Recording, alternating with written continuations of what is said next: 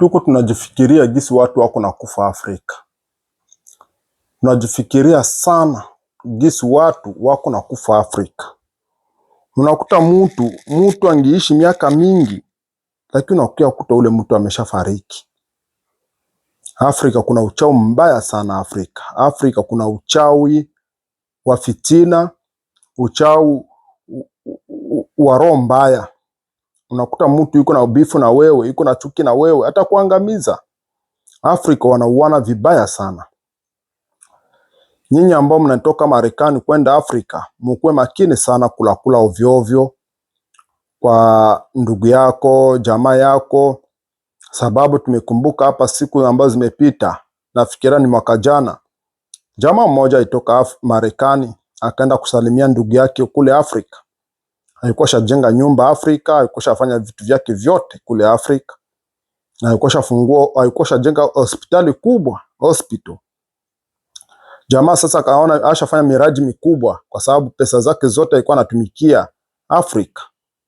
Sasa alipotoka sasa alikuwa anakabidhi shangazi yake ndio amsimamie yote miradi ambayo alikuwa anafanya Afrika. Alipoenda Afrika, kufika tu Afrika tu, kumbe walikuwa mtegea bila yeye kujua.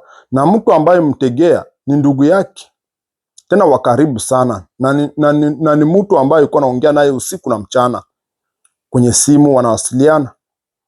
Unaona? Lakini alipofika kule waimwangamiza. Jamaa kulala hata siku 3. Hakulala siku 3.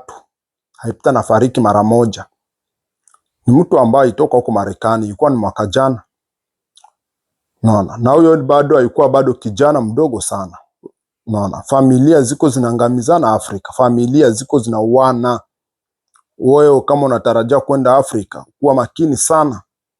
Kuna vifo vingine ambavyo vinatokea Afrika, ni vifo vibaya sana. Watu wako na uana, tena vitu vya kichawi. Unakuta mtu yuko na kuua, yuko na bifu na wewe, yuko na kuwaza akumalize. Unaona? Watu wako na uana vibaya sana. Sana sana watu ambao wanatoka Ulaya, watu ambao wanatoka Marekani kwenda Afrika. Ukitoka kule ukiwa salama, shukuru Mungu sana. Yaani ukienda salimia ndugu yako tu ambaye ibaki Afrika, huyo ndugu yako ndo atakuletea jambazi, huyo ndugu yako atakuletea majambazi, huyo ndugu yako atakuletea watu wabaya wa kuangamizi. Huyo ndugu yako, usifikie ni mtu wa mbali sana, mtu wa karibu.